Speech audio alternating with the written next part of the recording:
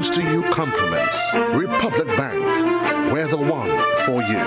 Classic Lighting, Budget Marine Grenada, Spicer Imaging Center, Hubbard's, Grenada Paper Products, Quick and Easy, Royal, and Horizon Paper Towels.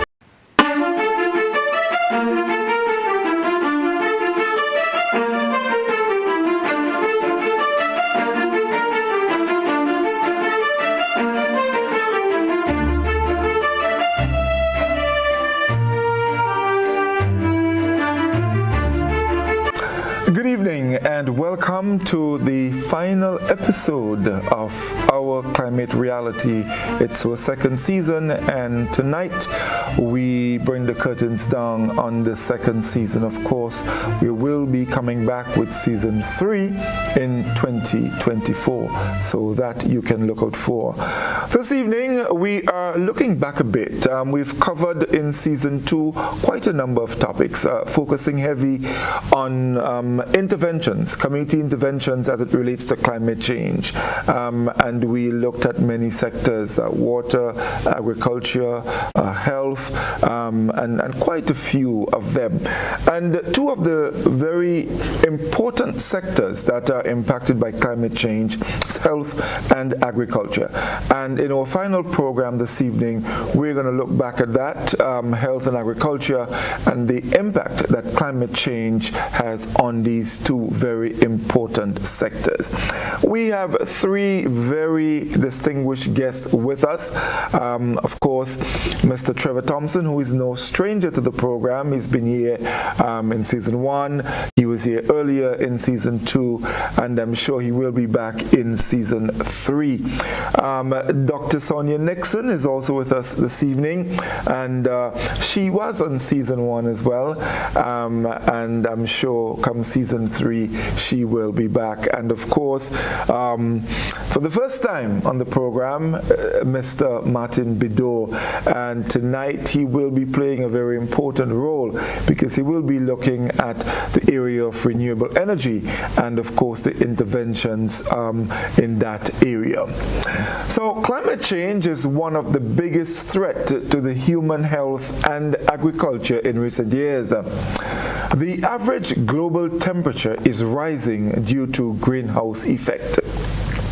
The major contributor, the greenhouse gas carbon dioxide, is increasing at an alarming rate, which led to higher productivity of plant due to photosynthesis.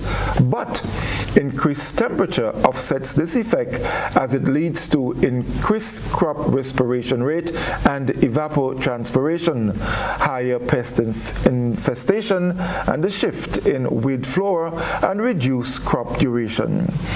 Due to the continuous rise of global temperatures and heat waves worldwide as a result of climate change, concerns for the health and safety of working populations have increased. Workers in the food production chain, particularly farm workers, are especially vulnerable to heat stress due to the strenuous nature of their work, which is performed primarily outdoors under poor working conditions. People living in islands, coastal regions, mountainous and polar regions are more vulnerable to the impact of climate change. So this week, we look at the impacts and prevention methods towards human health and agriculture due to climate change in recent years. As I said earlier, our guests this evening are professionals in their respective fields. What we'll do now is to take a short break. When we come back, This Week in Climate. Stay with us. We'll be back in a moment.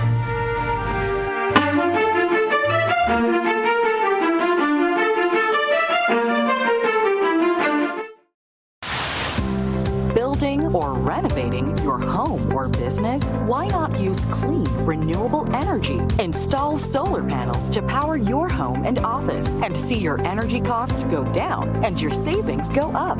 Using renewable solar-powered energy protects our environment, reduces our carbon footprint, and slows the devastating impact of climate change. Republic Bank can help to finance construction and renovations that make use of renewable energy. Visit any Republic Bank branch and ask about renewable energy financing options today. Republic Bank, we're the one for you. As of October 2nd, 2023, the Hubbard's Rewards program will have some exciting new features to better serve you. Streamlined loyalty experience. That is, no more waiting for vouchers to be issued on a quarterly basis via traditional mail. Instant redemption. This means loyalty points earned can be redeemed immediately after purchase and applied towards your future cash purchases upon checking out. Check status. You can instantly review your reward points when checking out or on your printed receipt. Sign up today and start saving when you shop at any Hubbard's department, including the Food Fair and Grenadian General Insurance Company Limited. Please note that existing vouchers are still valid once not expired. Hubbard's. Quality service, affordable prices. Here is a little known fact. There is only one place in Grenada that you can get an MRI scan done. That place is Speysile Imaging Center. Yes, Grenada, that's the truth. Other centers could offer you other scans, but Speysile Imaging provides an authentic MRI scan. We operate at Grenville and the Carnage. We provide the widest range of laboratory tests and services.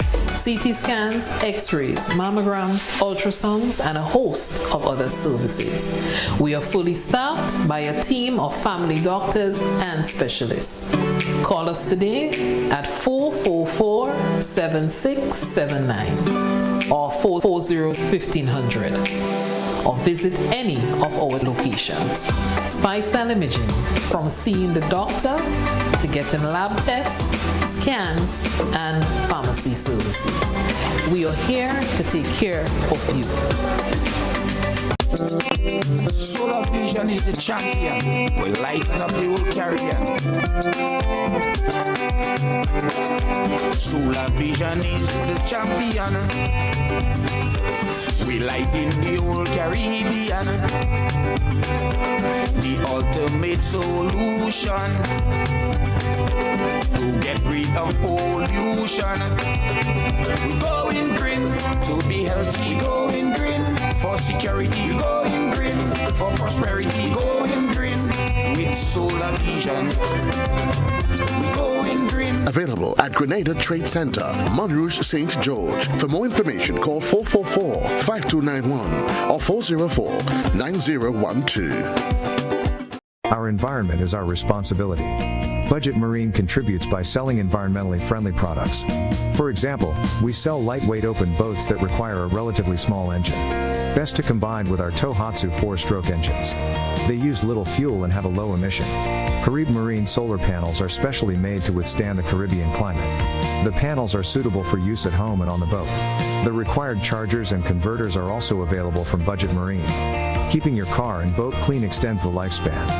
But residues of the cleaning products disappear in nature.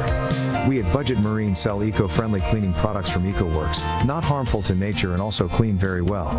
Plastic junk in our oceans is a major problem. Fortunately, there are companies that clean up and reuse the plastic into usable products. Marlowe, manufacturer of lines and ropes, produces docking lines made out of plastic waste. Another company is Sperry Shoes. Sperry has a collection made from used fabrics and plastic waste. Just a few examples of how we at Budget Marine contribute to help protecting our environment. We care. How do you choose your toilet paper? Just because it's soft and nice. That's how I choose my toilet paper. Made right here in the Isle of Spice. Cherish Springs off Harbor Bay. Super value every day. The price is right and locally they're made. Support local when you purchase Cherish and other quality brands from Grenada Paper Products.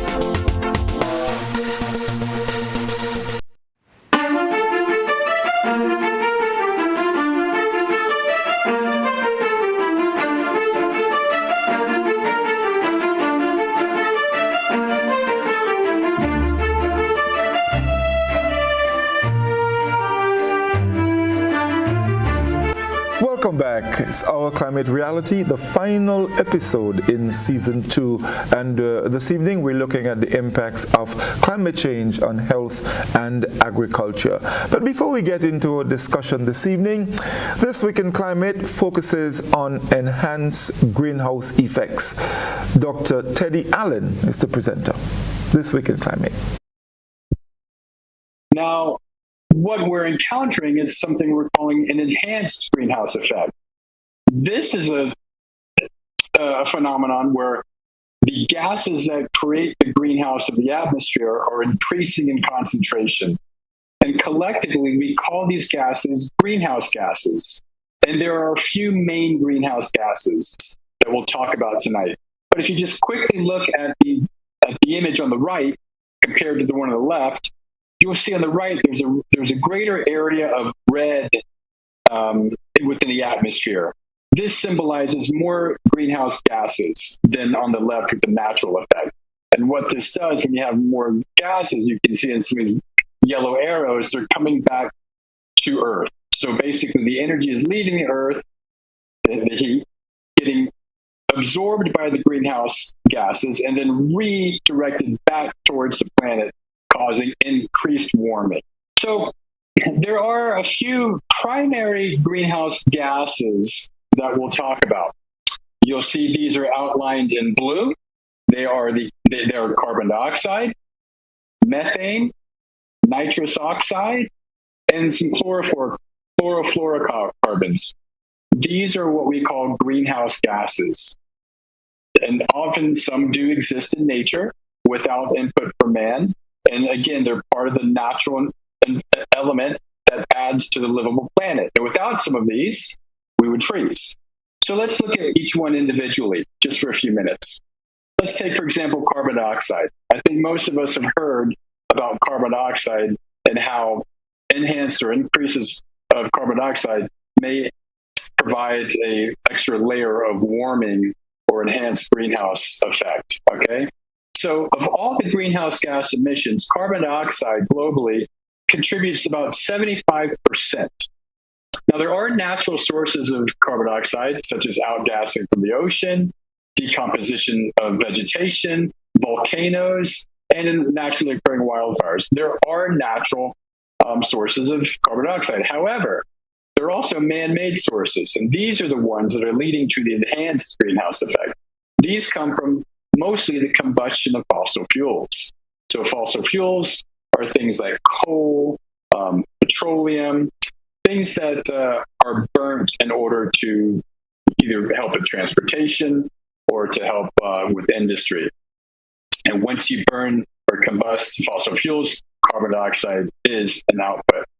Methane, a second greenhouse gas, that accounts for about 19% of all total greenhouse gas emissions. Again, like carbon dioxide, you do have natural sources. The primary natural source of methane is the breakdown of organic material or decomposition. Now, there are man-made sources as well. Leaks from natural gas systems account for some of those, and also the raising of livestock. Livestock do certain things that we'll talk about more in detail in the show that enhance the emissions of methane. Okay, I would like to say, compared to carbon dioxide, methane is about 300 times more of a warming element than carbon dioxide. Okay, third one is nitrous oxide. This accounts for 5% of the global greenhouse gas emissions. Sources include fertilized soil and animal waste and agriculture activities. Now, if you compare this gas to carbon dioxide, this is it provides about 300 times of a warming effect than carbon dioxide. So even though there's much less of it, say 5%, it accounts for 300 times more than carbon dioxide. And the final greenhouse gas that we'll talk about in this show are called chlorofluorocarbons. Now, these are man-made sources, primarily found with industrial origins. And compared to carbon dioxide, it's about 10,000 times more effective in warming the planet alone than compared to carbon dioxide. So again, small concentrations, small amounts, but a very major impact. Thank you, Dr. Allen. Just chatting a bit or sharing with us a bit of information on enhanced greenhouse effect. Very important, the main cause of global warming, which results in climate change. So it is time to get into our discussion this evening. And again, in case you're just joining us, our guest this evening, Dr. Sonia Nixon, and she's a medical practitioner and also a public health specialist. Mr. Trevor Thompson, and he is an agronomist and also an agricultural consultant.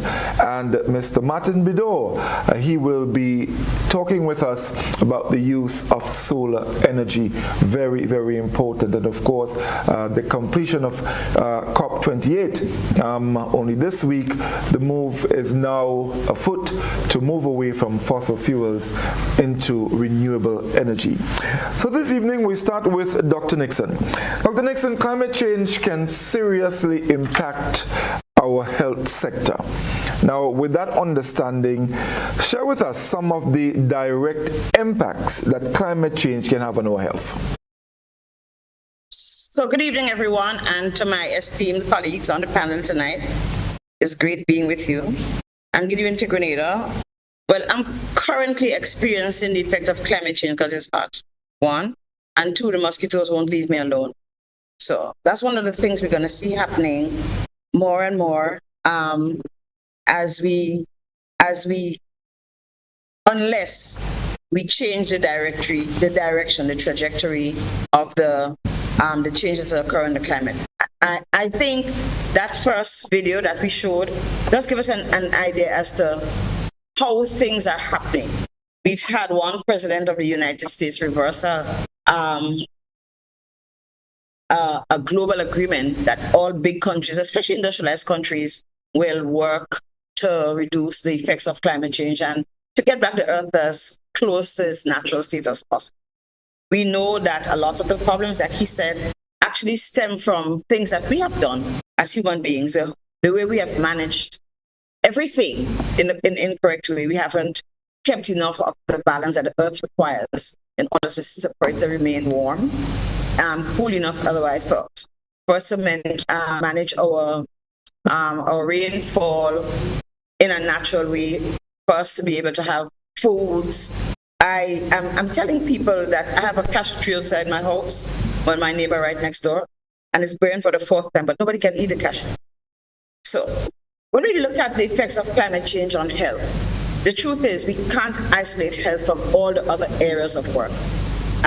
It's one of the things we have to take into consideration. So whatever changes anybody wants to make, whether they're going to think about making solar, how healthy it is for the people who are using solar energy, whether we're going to build more resilient buildings. I see people building concrete houses with one window, and it's so hot. You know, all the things that we do, we have to consider how people's health are going to be impacted by what is happening, how it changes. So we see three different areas where our health is affected.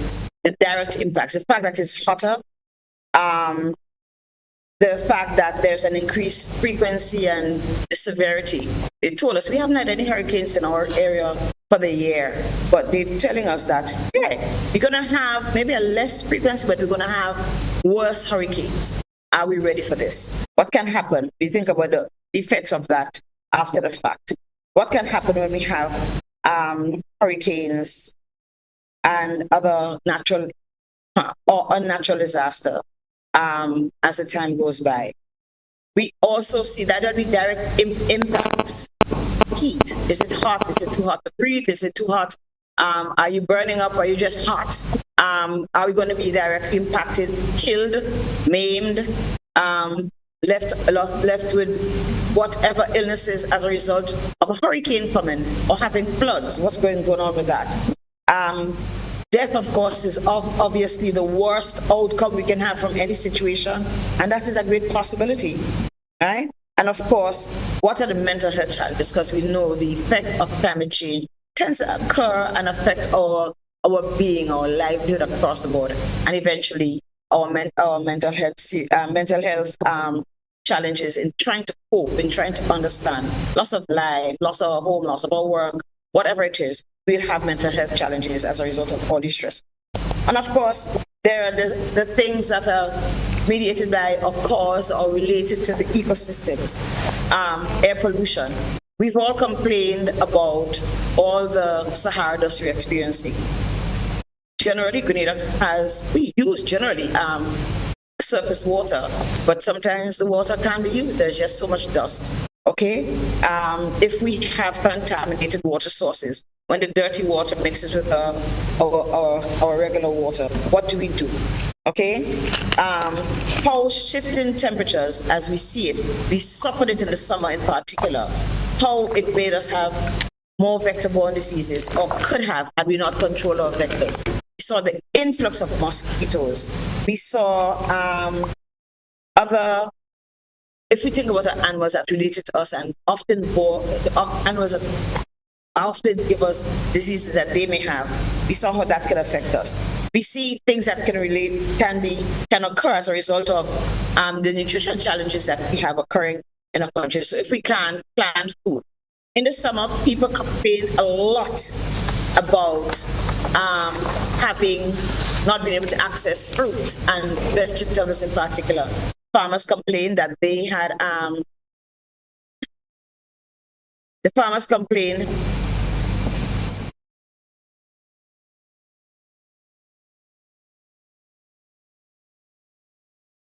Did we just lose Dr. Nixon? I think we probably had a connectivity problem there. We do apologize for that, folks. Hopefully we can get her back in a little bit.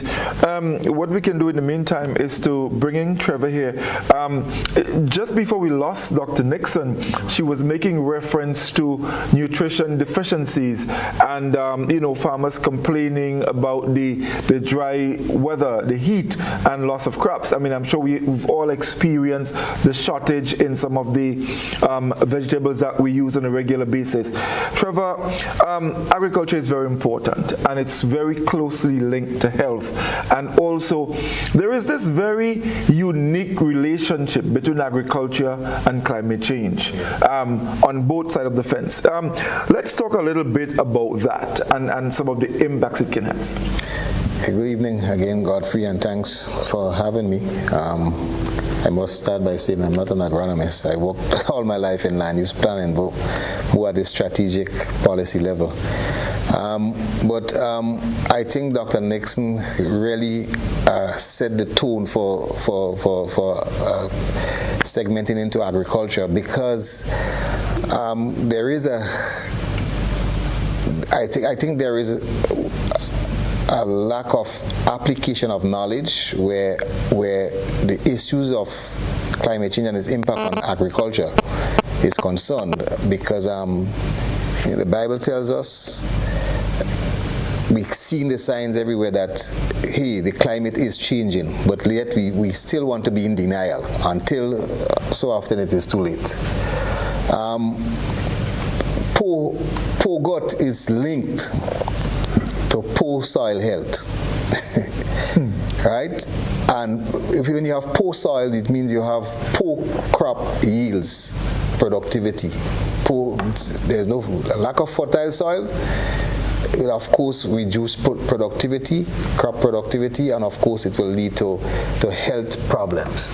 So there is a close relationship between the health of a nation and the health of the soils, and we don't pay attention to that. Grenada's increasing vulnerability and exposure to climate risk and hazards is going to impact our 4 pillars of national food security: availability, accessibility, utilization and nutrition, and stability, which of course has a direct impact on social, financial, etc., the whole economy. And what the impacts we see of climate change, of the severe increase in temperatures, unplanned, unseasonal rainfall events, of course storms and floods, and more we've seen the issue of drought becoming a reality. All of these will impact soil erosion, will impact soil fertility, depleting nutrients, and directly impacting health. If people can't get good quality food to eat, they will have health challenges. Of course, it impacts not just crops, but livestock and fisheries. And of course, the issue of coral bleaching and its impacts on reef fishery and the reproduction cycles of fishes, etc., and other aquatic life is well known and well documented.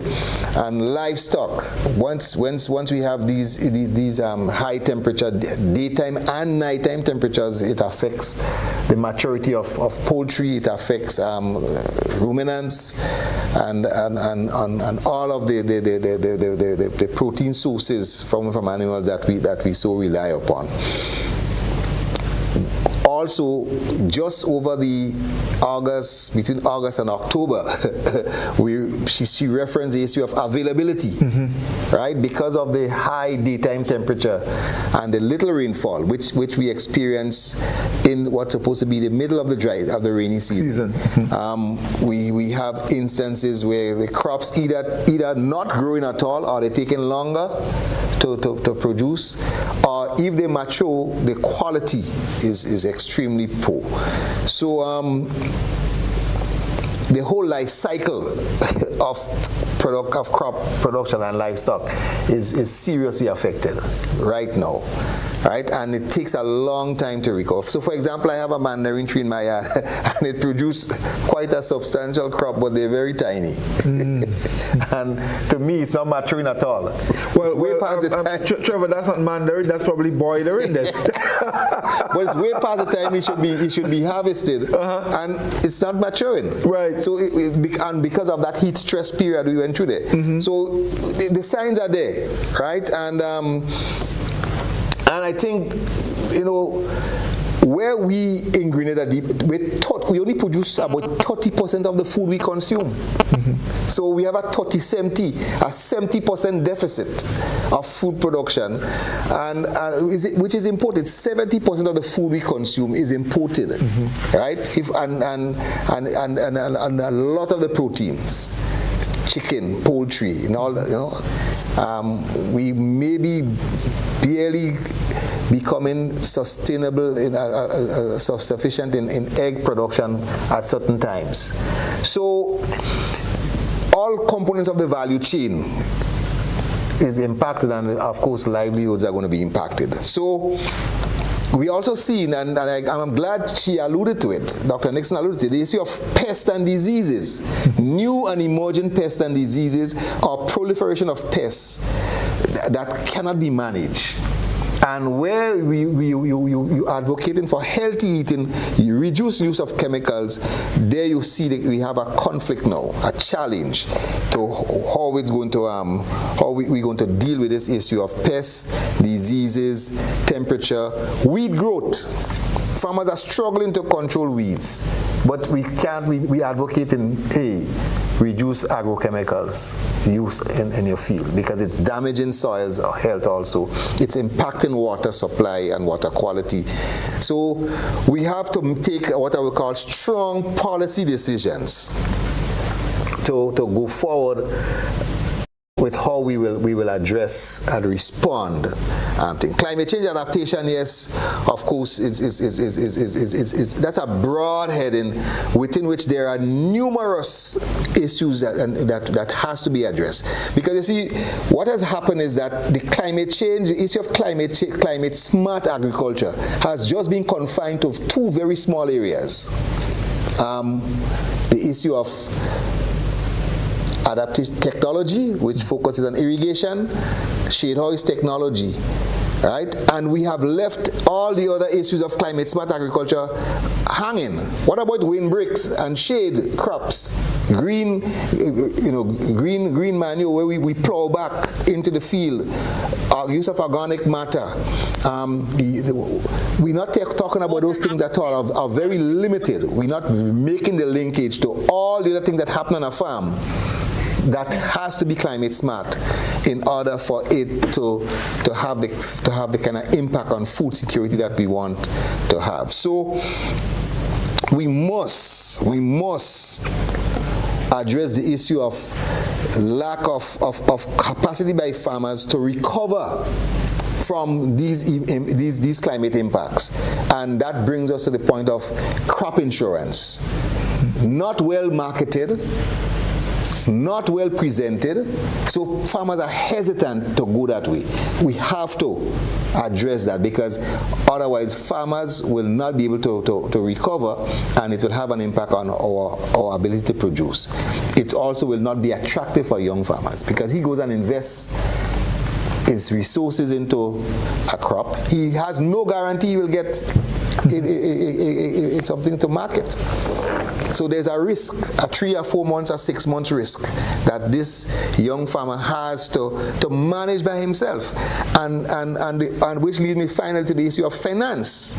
The financial institution have advocated for that cannot continue to deal with agriculture, the agricultural sector, as they deal with a man buying a bus or a car or building a house. This is totally two different concepts. There is no guarantee when a farmer puts up a crop in the ground, a seed, that he's going to get a crop. Planting a tree is not agriculture. Putting a crop in the ground is not agriculture. It's taking care of it until it reaches maturity that you can harvest. That is what is agriculture. And the whole process, it takes time. And a lot of time we forget that. We think a farmer plants a seed today and he gets a crop tomorrow. No. It takes time for it to be matured for you to consume it. And in that period of time, many things could impact it. And the farmer has to have some mechanism to cushion him during that period. He has his mortgage to pay, he has his children to send to school, he has to eat also. We have to think about those things. And therein lies the whole challenge of our small society to respond to this whole issue of climate change and its impact, because there are a lot of other mitigating issues there that we don't bring to the fore, and it's not being discussed and looking for ways to address it. All right. Trevor, you mentioned something very significant earlier when you said that we basically consume we produce only 30% of the food that we consume, and 70% is imported. Now that to me is very, very significant, because if that 30% is seriously impacted by climate change, and we saw that earlier in the year, we cannot forget that the 70% that we are relying on can also be impacted, because some of the bigger countries, they are feeling the effect of climate change even more than us at this stage. So we are at a problem here as it relates to our food security and agriculture, and also getting or dealing with the nutrition deficit that Dr. Nixon spoke about earlier. And it's a good time to bring her back, because we lost her earlier, folks. She's back with us. Dr. Nixon? Okay. Right. Can you hear me? Yes, we're hearing you. Just before we lost you, you were making reference to the nutrition deficiencies that can result from the impacts of climate change.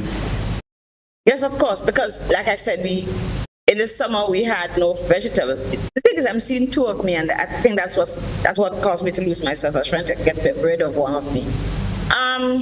It was very present during the time when we had the heat challenges. There was no food. There was no local food, and people complained. It's improved a little, but I don't think it is where we are accustomed to being, where we have surplus, where we can afford to buy what's there. We're not a wealthy population, and people can't buy cabbage for $10 and $12 and $20. I mean, we've seen $15, $20 because of the demand and supply challenges.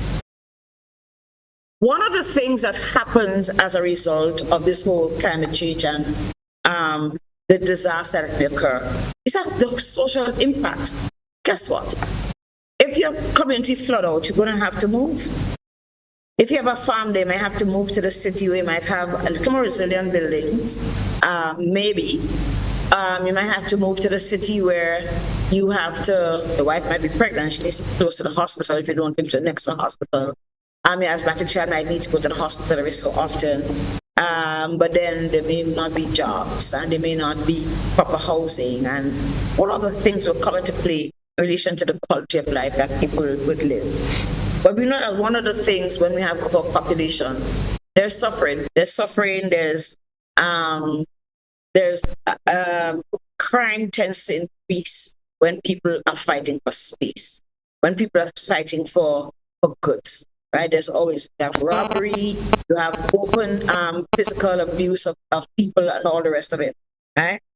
The other thing is that the challenges we have, whether it's a hurricane, whether it's floods or whatever it is, they bring suffering. We talked about that, and disability, loss of life, right, and people have difficulty coping with that. You know, we're talking about this tonight, but we can't separate one from the other because it's just one big picture with a lot of players and a lot of mitigating factors that affect the different areas, agriculture, health, finance, whatever it is, in different ways. People being poor, how are they going to buy expensive produce? When the Ukrainian war started, the Russia-Ukrainian war began, we had challenges with getting corn. The cost of food, animal feed went up, because we just couldn't access food for the animals that we need to eat. That's a direct nutritional challenge that we've had, because the animal them had their nutritional challenges as a result. But the point is, we can't separate the stuff. They're telling us already that stuff that comes from China is going to cost more because of the challenges with the Panama Canal, which is climate related. What are we going to do? When we have a hurricane in the Caribbean, hurricane season, active hurricane season, we can't bring produce from North America. Okay? So we have to think about how our lives are going to be affected. What happens then? You have depression, you have anxiety, you have suicide related from depression and all the rest. We also have migrations of people into places that they haven't been before. When migrants move into a new place, they have a lot of social challenges that they have to face. Okay? Also, they may not have access to healthcare, right? Or you might find that you overwhelm the healthcare where you are. Think about the place where they even have war. I'm not even related to climate change. Once you have mass migration of people, right, you do have challenges with offering social services, healthcare, school for kids, and all the rest of it. Those bring stresses on people, right? People who, let's say we just had a hurricane. We're not even displaced physically. You still can stay in your house or your auntie house next door. But how do you get your blood pressure medications? How do you get your monthly injection for your heart if you can't get to the health center? How do you get to the shop if the bridge gone? Right? So there are a lot of stuff that we have to consider. And it's a whole continuum with a lot of factors in there that are going to determine how healthy we remain or not as a result of climate change. And we're going to have to sit down and think, okay, of how are we going to stop this galloping horse now? It's everybody's responsibility because everybody's going to suffer. When you don't have medications in the country and you can't fly out, everybody got dead together. We don't want that. We want to be able to make sure that our systems are resilient. We have always have store of medication, always have access to medication, always have people who are trained. If I can't get to work because the road is broken, who's going to take care of my patients? Even if I worked in a hospital, what happened to the nurses who get sequestered in a hospital or the doctors at the end of a storm? Right? How do we prevent all of those things that eventually have very little control over? How are we going to prevent it? Because it is a precipitation of a problem that we have now, that we do have some insight as to how we can fix that, right? How are we going to prevent the bigger problem from occurring where we have so much problems? Okay? Talked about migration. People just moving to look for food and livelihood. But there's often things like prejudices that they experience because somebody speaks different. The structural barriers because people can access treatment. You might find that you have a population from a different ethnic group, and I don't like Black people, so I don't want them in my clinic, right? So the problems are a whole lot. It's not just, well, hurricane come and my house fall down. Next week I'll go to the insurance and get it back. If we don't have electricity, look at what happened to the Palestinian children when there was no electricity in the neonatal center, when we had no energy. How are we going to sustain the systems that depend on electricity and power coming from outside in order? If we had petrol to run our delcos, right? If we had power to run those little power machines, what about the gas done? We all remember, well, those who old like me remember 1974 when we just didn't have stuff, just didn't have medications, we didn't have life, water, kids not going to school, the kids outside, they had greater risk for being involved in whatever the devil made up for them. Those are the situations that are going to happen if we have more and more and more of climate change related emergencies, national disasters and emergencies. We did speak about diseases and vector-borne diseases, and the gentleman also mentioned about it. Guess what? We had Zika, we had 9 cases of Guillain-Barré syndrome, just serious illness in 2017. What if we had another outbreak of Zika? What if we had another outbreak of chikungunya, and then added to dengue, and all those viruses look alike them, and they spread by the same mosquito? How do we now prepare to deal with the vectors? Of course, he spoke about pests. How do we prepare to deal with all of those things that come up? Those are our realities, and those are the things we have to work. Thank you very much, Doc. Very much indeed. And folks, I'm sure you can already see that close link between agriculture and health, and how climate change can seriously impact it. When it impacts one, the other automatically gets impacted. We take a short break. When we come back, we'll be chatting with Mr. Martin Bidor. Stay with us.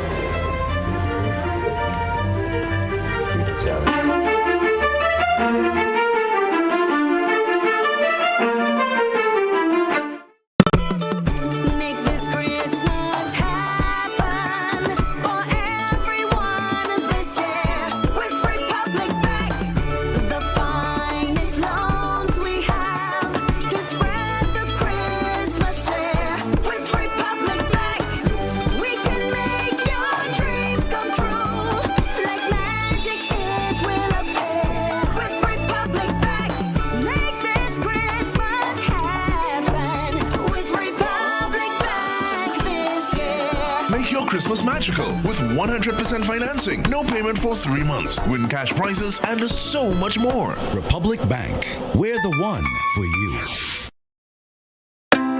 As of October 2nd, 2023, the Hubbard's Rewards program will have some exciting new features to better serve you.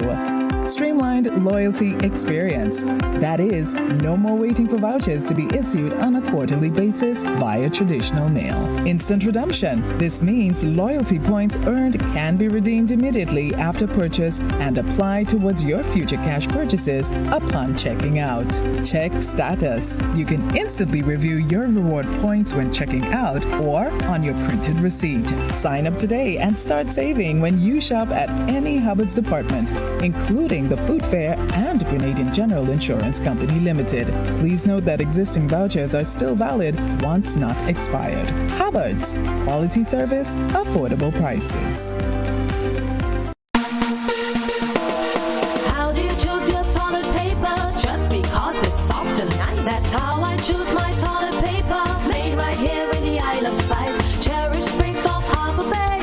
Super value every day. The price is right and locally they're made. Support local when you purchase Cherish and other quality brands from Grenada Paper Products.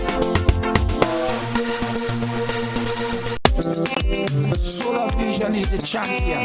We lighten up the whole Caribbean. Solar Vision is the champion. We lighten the whole Caribbean. The ultimate solution to get rid of pollution. We going green to be healthy, going green for security, going green for prosperity, going green with Solar Vision. We going green Available at Grenada Trade Center, Monrouge, St. George. For more information, call 444-5291 or 404-9012. Our environment is our responsibility. Budget Marine contributes by selling environmentally friendly products. For example, we sell lightweight open boats that require a relatively small engine. Best to combine with our Tohatsu 4-stroke engines. They use little fuel and have a low emission. Carib Marine solar panels are specially made to withstand the Caribbean climate. The panels are suitable for use at home and on the boat. The required chargers and converters are also available from Budget Marine. Keeping your car and boat clean extends the lifespan. But residues of the cleaning products disappear in nature. We at Budget Marine sell eco-friendly cleaning products from EcoWorks, not harmful to nature and also clean very well. Plastic junk in our oceans is a major problem. Fortunately, there are companies that clean up and reuse the plastic into usable products. Marlowe, manufacturer of lines and ropes, produces docking lines made out of plastic waste. Another company is Sperry Shoes.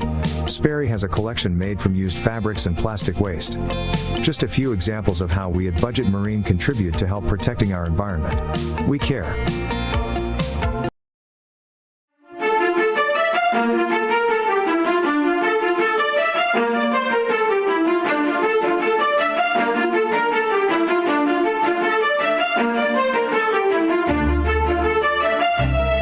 Welcome back, everyone. It's our Climate Reality, and it's such a pleasure to have you with us this evening. Also, a very special good evening to our friends on our Facebook page and YouTube channel, and our listeners on K105 FM.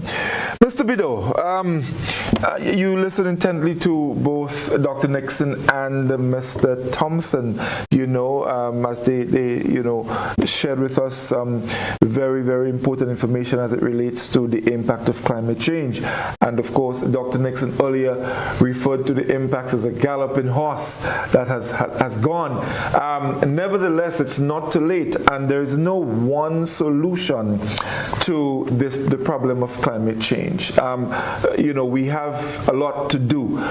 COP has just completed, and one of the conclusions is that we need to start moving away from fossil fuels. Classic lighting is a fairly recent intervention as it relates to the use of renewable energy. Share with us a bit about it, what you're involved in, and how it can actually help in reducing our carbon footprint. Thank you very much, Godfrey, and good evening to all our listeners throughout the Tri-Island State and the diaspora.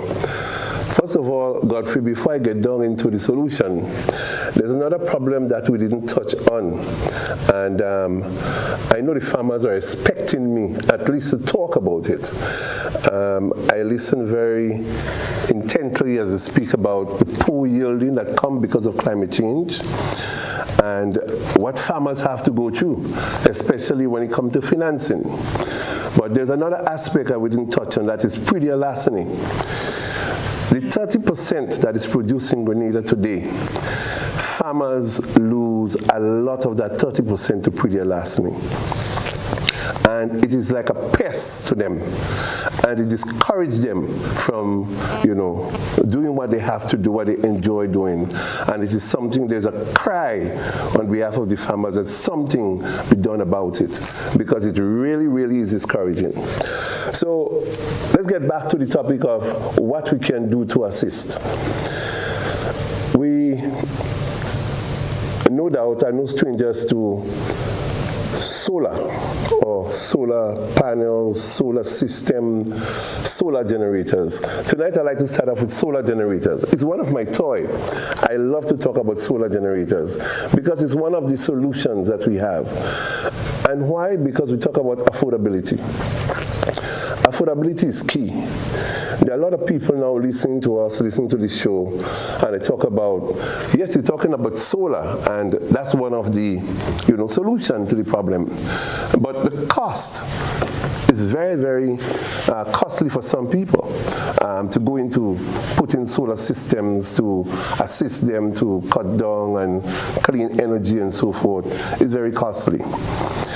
I will use the expression, it used to be costly, because right now, as you mentioned, government is making certain moves right, to assist persons to make it more affordable, because they are cutting off what affects them most on the port, that is the fees that they have to pay. So when you come in with anything that is related to solar, anything that's related to energy saving, the government cut off the extra money. So all you have to pay is one fee, which is custom service charge. And so it become a little more affordable for people to do that. So people have to be educated where that is concerned first. And also your savings. How much do you save if you decide to go solar? Saying that as it may, we must also face another factor. There are a lot of persons who don't have the immediate cash to put out.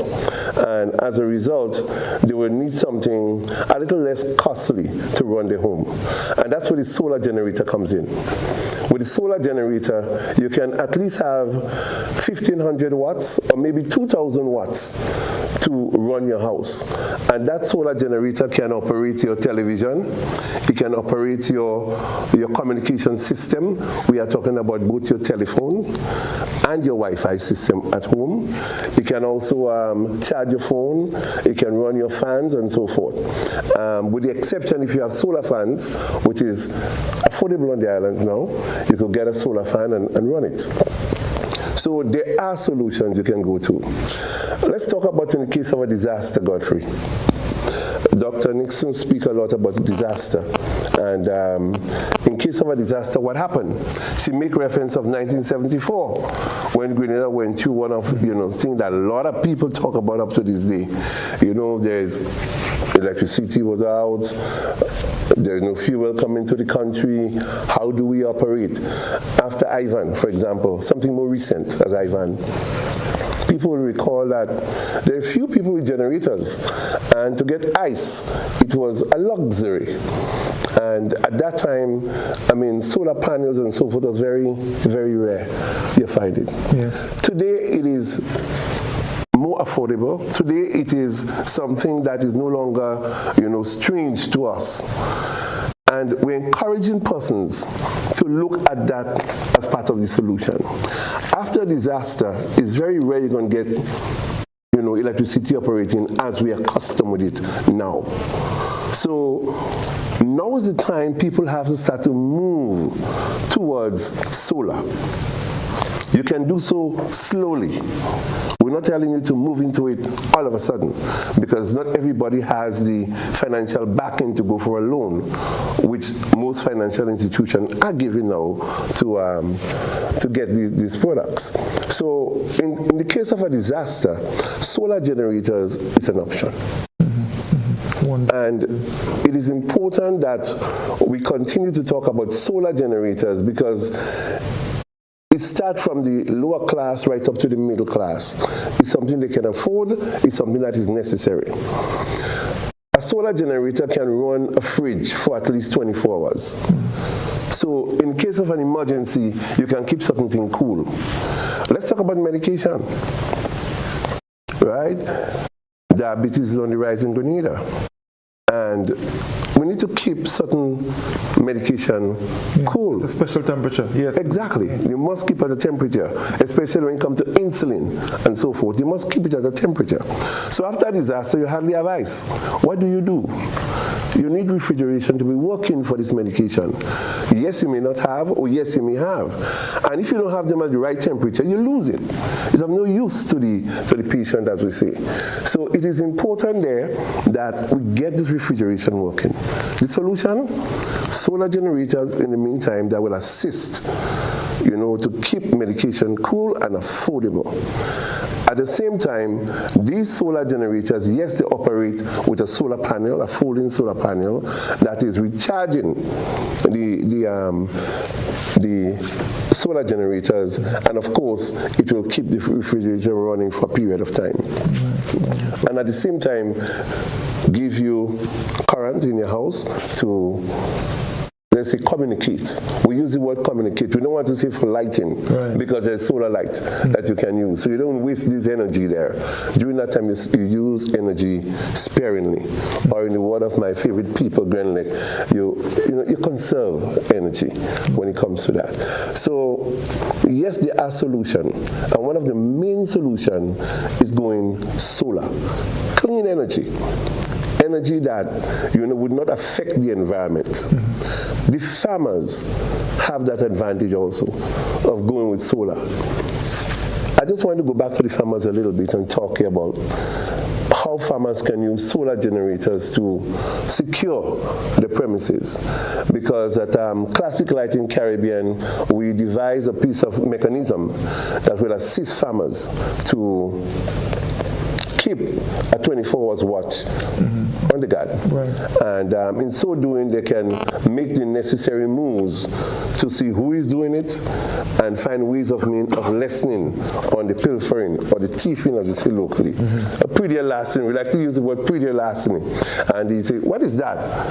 People go into your land and take your crop. That's what it is. It's stealing, as you say, local thieving, right? So solar generator will assist in that areas. Because Godfrey, you will know, and also Mr. Thompson, you will know that there are areas where we do farming in Grenada that is very hard to get electricity there. You just can't find electricity there. More than that, it is not easy to get Wi-Fi there. So monitoring these areas could be very, very difficult. The solution, we have a solution for it. It is there. It is a security system, which I cannot give all the details. Only the farmers will have those details. It is affordable. It is available. The Ministry of Agriculture also have access to that. And they can also assist farmers there too. So farmers have solutions that they can use. And the piece of equipment is affordable, as we mentioned before. And so it is one of the ways we can solve the problem when it comes to prettier lasting in the country, right? And you're doing that using renewable energy. Using renewable energy, yes, using renewable energy. So Trevor, I want to come back to you because I know there was a recent launch in Carrick, was it yesterday, that is climate change related. Can you share with us some information on that? Well, that was today actually. We handed over the ice making machine facility to the P.T. Martinique Fishermen Cooperative. And this was a project that started in 2016 and just completed this year. And basically this is one of the, I would say maybe the first one in the region that is really climate smart, because all of the water that is used to generate rice comes from rainwater harvesting. Fantastic. So the roof of the building, all of the rain that falls in that is captured into some 5,000 gallon tanks, and that is used to produce the ice. And the whole facility is run by solar PV. To generate that ice, to produce that ice. So once that process starts, they are generating enough energy to run that, to produce, I think, about 25 tons of ice in 24 hours on a daily basis. And then, of course, the ice making facility itself is the latest, most energy efficient one. So I think that is the kind of direction we have to go. If you're getting into processing or any industrial activity, you have to utilize renewable energy. Now, many people say, "Oh, Grenada, we don't contribute to anything substantial to greenhouse gas emission," but that is not true. Every time you drive your vehicle, every time you turn on your AC, etc., we are producing greenhouse gases. Right, and we are feeling the effects of it. But even agriculture, that's why I mentioned earlier, agriculture has this unique relationship with climate change. Climate change, right? Because the soil is one of the largest collector of greenhouse gases, right? And if the soil health is poor, however, it cannot sequester as much. So that's why in maintaining good fertile soils, is extremely important, not just for crop product, but also for in the whole process of carbon sequestration. So when you look at it, you can't talk about climate change in the context of only adaptation and don't include mitigation, especially for small island developing states. You must marry mitigation, and so even if you're using I'm glad you mentioned the whole issue of the energy that is used on farms, right? That is extremely important, because if you're getting into any secondary processing, even if you're doing irrigation, you should consider using solar powered pumps, etc. now to help you than relying on fossil fuel pumps, right? Whether it's diesel or gasoline. So everything you do now could be climate smart in the context of reducing your greenhouse gas footprint, whether on the farm or in your agro-processing facility, because agriculture is part of that, whether it's in the lighting on your farm, your security on your farm. There is that option now that farmers have to pay attention to. It's important. I think this program is important because dissemination of information is one of the challenge that we have to overcome. Because there are a lot of people who they don't know that these opportunities exist, right? And I think government will have to encourage dissemination of critical information, new technologies that is coming that can help to support what we are already doing, building capacity. So yes, we bring in all these solar PV systems, etc. But are we training people to maintain, manage, operate these things?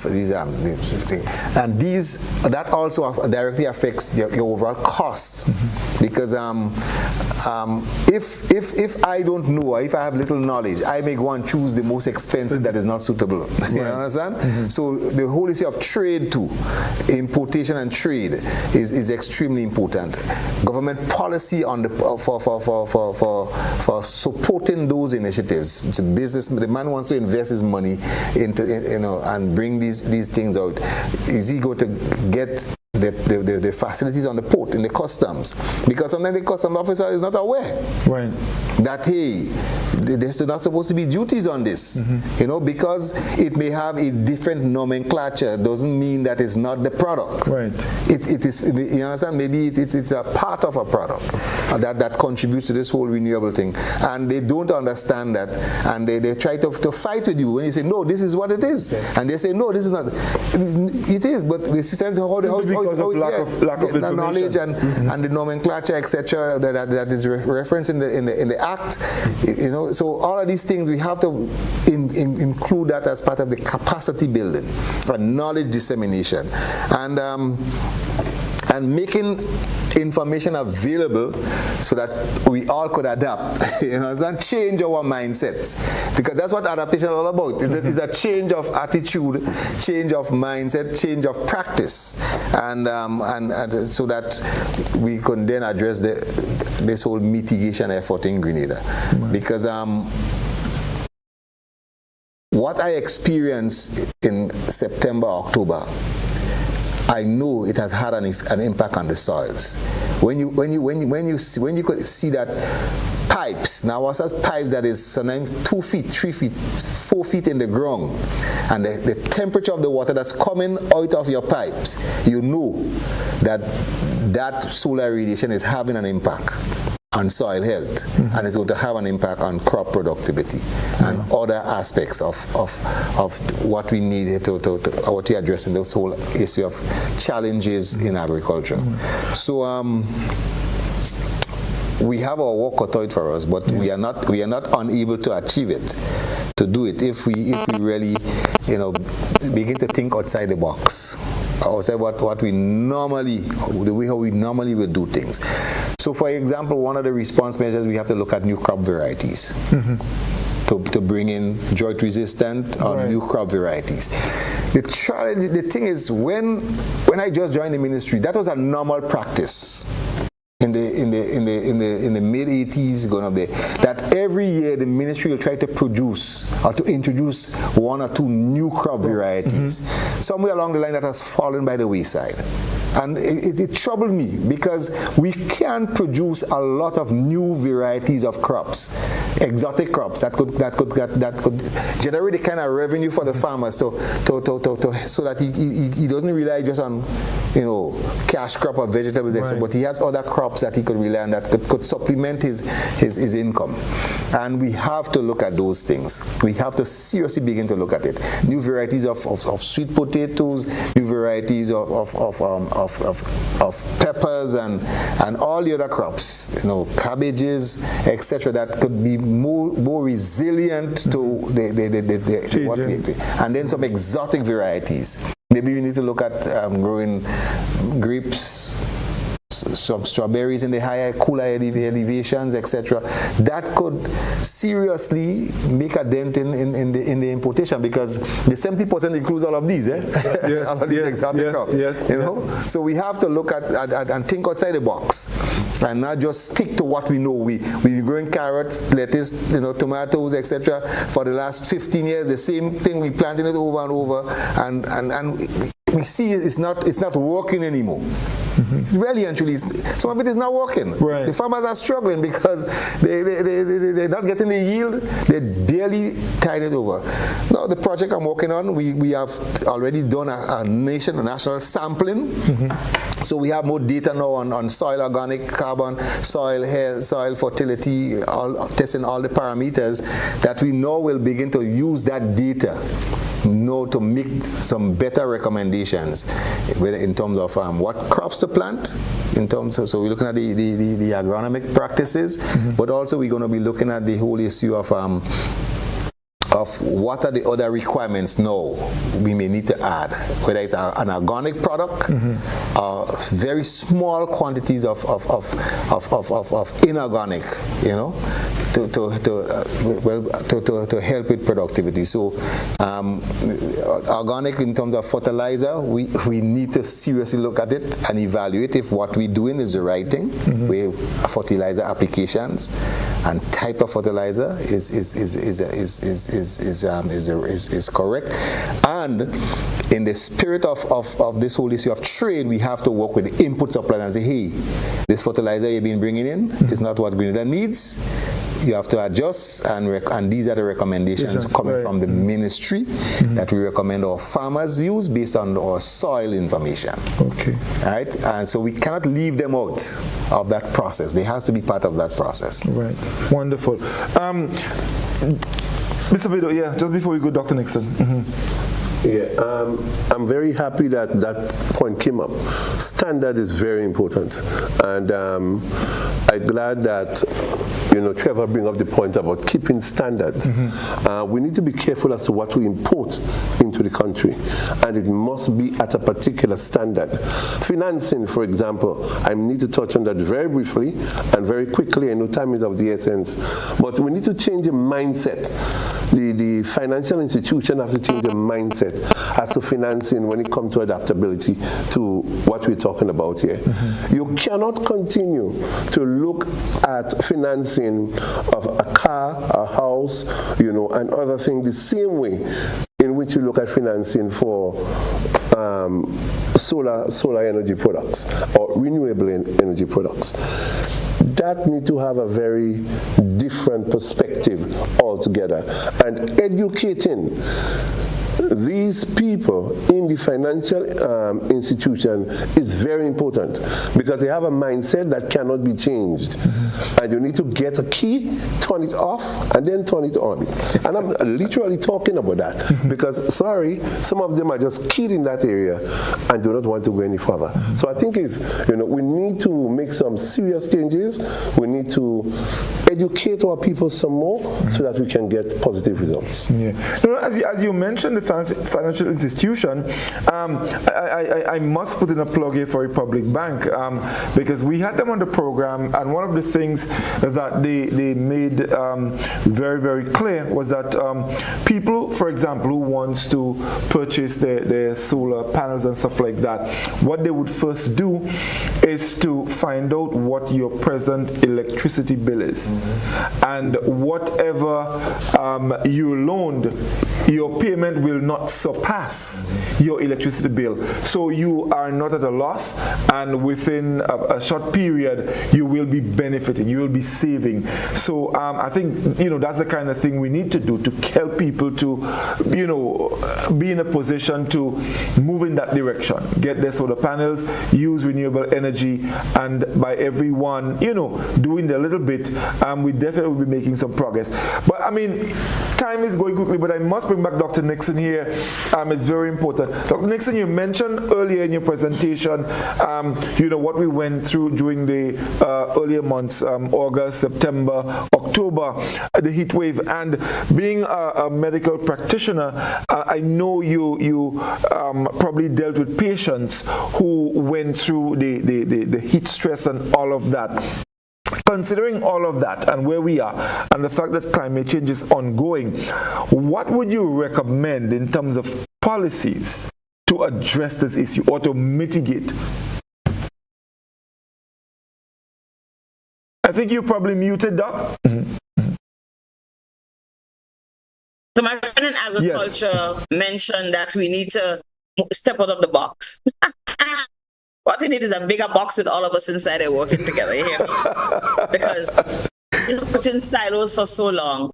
I listen to agriculture, and every time he speaks, I hear about the challenges of the health sector. Right? You can speak about agriculture. When it fails in agriculture, I'm going to be hungry, I'm going to be sick, I'm going to have anemia, I'm going to have small for dead babies, I'm going to have children who have malnutrition. And when we import this stuff, we import bad food. We've spoken almost all year about chronic diseases and front of package warning labels and all the things, right? Guess what? Those are stuff that's going to be imported, the things that are highly processed and all the rest. So we're going to have to take all of those kind of outcomes into consideration. What I think we need to do, because do you know that the health sector actually causes almost 5% of emissions globally? Yes. Between making disposables, trying to imagine what happened during COVID. Between making disposables, using them, disposing of disposables, we created a lot of greenhouse gas. Yes, indeed. Okay, so can we avoid it? Maybe not, but there are other things we can do. We can build climate resilient buildings. We can make sure that we don't have to we can put solar as a means of keeping our systems going so we don't have to use fossil fuels to keep our machinery going. And like my other colleague says, look, it's there. We can tailor it, we can generate the energy that is needed for any sector. However, we have to educate two sets of the same people. One, we who give care, because I don't know how many of my colleagues and co-workers know and understand the impact of climate change on what we were doing 5 years ago. Are we doing the same thing? Is it working out? We don't have water. We can't scrub into the theater. Why aren't we building like the people in Petit Martinique and Caribou build? People in Bermuda build. Bermuda have no river, and people in Bermuda don't import water. They catch every drop of rain that falls in that country and puts it into an underground cistern. We have not, and it actually will impact agriculture as well. So we're in the same box talking. We have not figured out how to teach our people to harness rainwater. And a lot of rainfall in Bermuda. I live in the Northeast, and trust me, rainfall almost every day. How much do we harness? It's shameful to see how much of the water goes down in the drain and goes down in the bush areas, dirty water, useless into the sea. Right? So we need to do those things, learn to harness water, learn to understand our responsibilities as healthcare providers. How do I see this whole climate change thing? How do I encourage my patients to walk instead of going on a treadmill? etc., etc. And also, how do we work with our patients to understand, and our population in general, both us and our patients, to understand the real changes, the more Zika, the more of emergent diseases that we haven't seen yet, that we don't know about, that create a lot of challenges for us simply because because we have climate change. How do we encourage people to build? What is the Ministry of Infrastructure Planning, Development? What are they telling us about how to build our homes?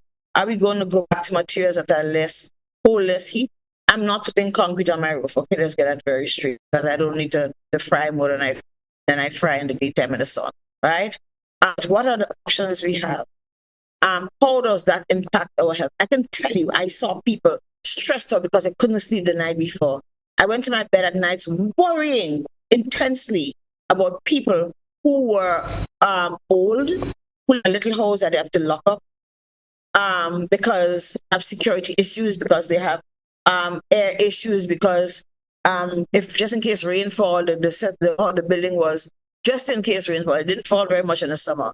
But how do I protect myself? How are we going to live in resilient conditions? All of us. How all of us are going to build to make sure that we always have water, that we always have power that don't cost us a whole lot, that we can use that same water to water our gardens, the little plot that we plant with lettuce and tomato when we get nice seeds from the Ministry of Agriculture, useful seeds. How are we going to do all of these things? We have to be in the same box. All of us. Our leaders in health have to understand, not just not just because I know medicine or I know public health or I know management. How am I going to integrate my knowledge to ensure that I can advise public as to how they can live safer lives? How I can ensure that all of our systems, all of our hospitals, health services, or vehicles. I heard us talking about electrical vehicles. Hypocrite. Barbados probably leads us, but Barbados is flat. Okay? How are we going to be able to make sure that our systems are safe?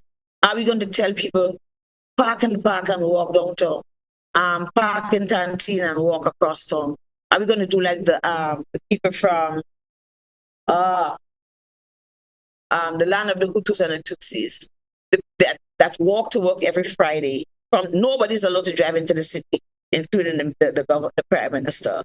Are we going to develop those things that make it more salubrious for us? Are we going to build roads when we're building where people can walk and go out and enjoy a nice environment, and therefore to decrease the carbon emissions from our cars that we drive? Since all of us think we have to drive our children right up to the classroom, right? Go spend 15 minutes, 20 minutes just idling our cars and releasing all of that exhaust in the atmosphere. When our children can walk, we should walk to school and nothing ever do us. But are we going to provide the facilities that our children can walk to school safely? There are lots of things we have to take, and like I said, we have to get into the box as a country, as countries, as our leaders have to understand that this is not a problem for agriculture. This is not a problem for infrastructure development. It's a problem for all Grenadians and for all of us to be able to live well, because we all contribute to that living well. We all understand what are the sacrifices we have to make today in order that we can keep our country together. What we're going to do when the Panama Canal gets flat or it floods and food can't come from the other side of the world. What we're going to do when they have storms up on the north coast, on the east coast, and we can't get our barrels and all this stuff. How are we going to make it? Right? Are we going to plant back trees along the riverbanks, right, to ensure that the water isn't as contaminated? Are we going to make people who have farms and other stuff along the riverbanks not contaminate the river water, so at least we can pump it and put it into our gardens? Are we going to have solar energized water pumps so you can get water from the riverways and the other waterways to wet our land? Okay, so that we can have food. So this has to be integrative. It has to be all of us, we all in this one box together. But we also, as healthcare personnel, as healthcare leaders, have to understand that we have to re-educate the population that delivers care, that they understand what is climate change about, and so that we can deliver climate change friendly health service. Thank you very much, Dr. Nixon. Folks, we've gone past our time, but of course I must, give Mr. Thompson, Mr. Bido, just 30 seconds, your departing remarks. I want to say that Grenada doesn't lack policies and strategies to address the challenge that we have before us. We have National Climate Change Policy, we have Sustainable Development Plan, we have Food and Nutrition Policy, we have export strategy, etc. We have regulations, we have legislations. What is required is for us to make a very concerted effort to implement those things. People need to read those documents, understand what it's saying, and begin to act on it. Because there are too many people who have not read the policies, etc. And so they're ignorant of how they will go about practicing, those things in their jobs on a daily basis, so that implementation now becomes a norm. It must become part of their work plan, the department's work plan, the sector work plan and strategy, so that we could achieve what is not insurmountable. We could achieve and become a very climate smart nation. Thank you very much, Mr. Thompson. Mr. Bido, your 30 seconds. In 30 seconds, let me say this. I want to encourage all Grenadians to wise up. I mean, what is happening is real, it's happening, and we can do something about it to improve. We need to educate ourselves, and Classic Lighting Caribbean have products that will assist, and we're in a position where a person can come and educate themselves, get the products, be ahead. COPA just finished, COPA 28 just finished, COP 28 just finished. COP 28, the conclusion was simple. Let's move to solar. Classic Lighting Caribbean have moved to solar years ago. We are saying to them, come on board, join us, let's do what we're supposed to do, let's take Grenada forward, let's use clean energy. Come on, Grenada, get going, let's go green. Thank you very much indeed. Well, folks, that's our program this evening. In fact, it has brought us to the end of season 2 of our Climate Reality. But before I go, I must say special thanks to our partners who made this season possible. Republic Bank, of course, we thank them very much. Classic Lighting, Spice Isle Imaging Center, Grenada Paper Products, Hubbards, and Budget Marine. We thank our partners very much for making it possible. I must also say special thanks to a number of individuals who've worked behind the scenes to make this happen, both season 1 and season 2. Top of the list, Mr. Leon Charles, Dr. Spencer Thomas, Ms. Martina Duncan, also the folks at the Caribbean Institute of Meteorology and Hydrology, also the folks at Mona Campus in Jamaica, University of the West Indies, and of course, lastly, my production team here at the GBN, Mr. Kellen Batiste, who's been here with us every Wednesday evening, ensuring that this program is on air. We thank you, Mr. Timon Perrott, our Master Controller, who ensures that our ads and everything goes out there and people understand and see what is happening. Mr. Joseph Kador, who's also helped in organizing, getting our promos going. Mr. Darius Slocum, Mr. Michael Alexis, and of course, Ms. Janelle McDonald, our COO. We thank them very much, everybody, for making this season possible. Definitely, season 3 will commence early in the new year, and of course, we will start by looking at some of the outcomes from COP 28 and our focus moving forward. We will be engaging our Ministry of Climate Resilience to hear from them where we are heading, of course, with that new conclusion, moving away from fossil fuels. We thank you, our loyal listeners, our viewers, of course, on GBN Television, our Facebook page, and our YouTube channel, and our listeners on K105 FM. We thank you very much. It was indeed a pleasure, bringing the program to you and sharing information on this very critical issue of climate climate change. On that note, I want to wish every one of you from our Climate Reality a very Merry Christmas and a very prosperous 2024. Thank you very much, and do have a good night.